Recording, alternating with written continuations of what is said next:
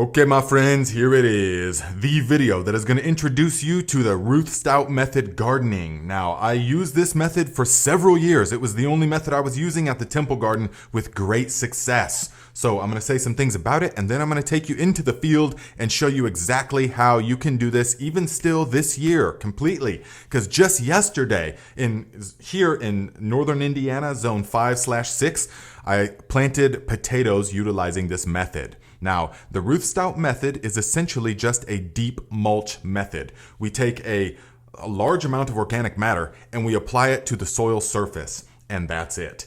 Season after season, year after year, we just apply more organic matter, and that makes the soil underneath so rich and soft and fluffy, full of earthworms, full of microorganism activity. It's really a wonderful method. And there's virtually no weeding. Now I say virtually because there's definitely weeds that pop up, but you just put more organic matter on top of it. And the ones that do come up are pretty easy to pull. So it actually makes for a very pleasant gardening experience. That soft organic material is wonderful to walk on. It's really appealing to the eye. It looks a lot better than plastic does. So I'm going to show you here shortly, utilizing footage from the temple garden that I had several years ago.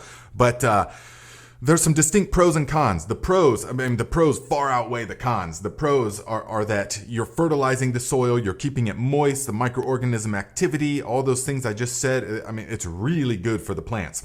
The only cons, really, there's one major con, and that is that it takes a huge amount of organic material.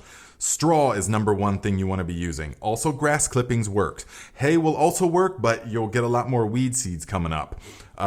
Deciduous leaves work wonderful as well if you're in an area where you can get enough of them. So if you have access to like big round bales of hay or straw, utilize that, as you will see that I did. The second drawback is that there can be a lot of slugs. But if you utilize my ultimate slug solution from the video I made, slugs are no longer a problem. So let us just get into it, and then when we come back, I'll tell you exactly what you can plant into this for best results. Okay, my friends, here is footage from just yesterday in northern Indiana, zone 5/6. We are at the Viking North Garden, and we are going to plant some potatoes. But we want to de-establish this grass first, so I'm going to show you two different methods of starting the Ruth Stout garden. Look at these Egyptian walking onions, guys. These crops are coming up good. So if you want some for your own garden, let me know, and we'll ship them out in September.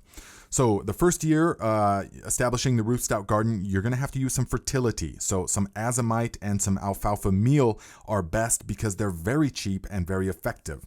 The azomite has 70 different minerals in it that is going to make our potatoes bursting with flavor.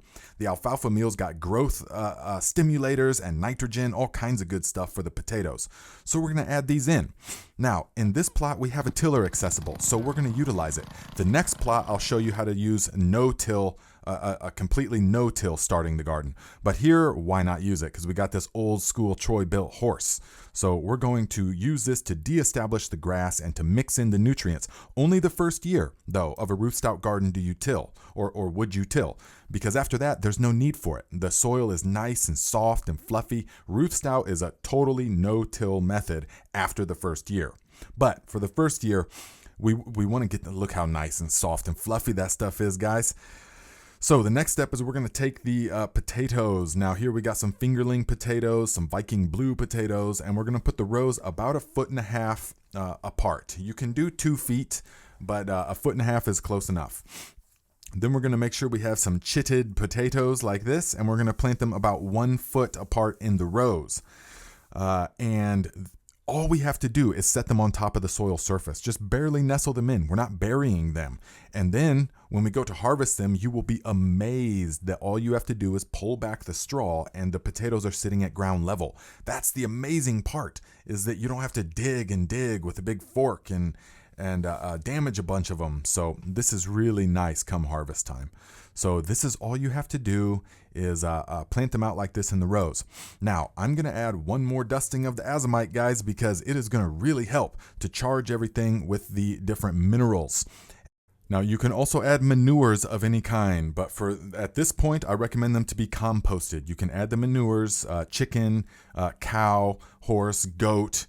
You can add goat and rabbit and alpaca manures fresh. At this time, you can add them. Then the next step is we're just going to cover everything with the straw, and we're going to make sure that it's nice and fluffy. Now here I'm only going to cover them with about 3 or 4 inches initially until I see the potatoes sprout through, and then once the potatoes sprout through about 6 to 8 inches, I'm going to cover those with more straw. So it takes a lot of organic material. You can use hay or straw or deciduous leaves. You can use grass clippings. Whatever it is, the key is that you have to keep it thick. Because if you do not keep it thick, then the weeds are going to pop through the thin little areas. That's why it does take a lot of organic matter to do the Ruth Stout method. Here is Uncle Viking doing the Ruth Stout method as well, helping to secure the crop. So guys, make sure that you keep it thick, and make sure that you add that second layer of the straw or the grass clippings or the leaves. You see here is a Ruth Stout method potatoes that are about a month and a half into their growth. And we've already put the second layer on top, and you can see it's maybe 8, 10, even 12 inches in some places. And this is going to make sure that there's no light reaching the potatoes. We cannot have any light reaching the potatoes. So you want to make sure that you keep it nice and thick, and that this is going to produce such healthy plants, guys. Look at how healthy these plants are. They've got everything that they need. We don't have to water them. We don't have to feed them anything additional because everything is right there in the method. Okay, now here we are many years ago before I was taking videos, and here's the Ruth Stout method garden at the Indiana Buddhist temple, and you have to keep it. We are doing no-till here, guys. We never tilled this plot. Now, if you're going to start it doing no-till, you have to have it at least 2 feet thick. I know, that's a lot of organic material. But my uncle, my farmer uncle, had several of the round bales of hay that we could have for free. And so we took about 6, maybe 8 bales, round bales, and we put 2 or maybe even 3 feet of the hay on top of this. And then you just scoot the hay aside. After a couple of weeks, it all mats down, and then you just scoot the hay aside. We put 1 shovel load of horse manure or compost, or you don't even need that, and then we just plant it directly into the ground. And so you see everything is coming up real well, and as the weeds pop through, you just put more organic material on top of them. But guys, we had amazing squash and cucumbers, zucchini, pumpkins, watermelons galore. We had sunflowers and sweet potatoes. We had all kinds of things, and we never tilled this plot. All we did was put huge amounts of organic material directly on top of the grass. But we didn't mow the grass down. We left it till it was quite long. And you see here, I used the 3 sisters a couple years out there. Now here is harvesting the potatoes, guys. It's so easy. You just scoot that hay aside, and it's right there at the soil surface. Now, to answer your question, yes, you can use deciduous leaves. Typically, we do this in the fall, but you just want to rake your organic material into the shape of the beds that you are going to use, and then allow it all to mat down, and then you want to plant into the actual soil. With the Ruth Stout, we're always actually planting into the soil or the compost.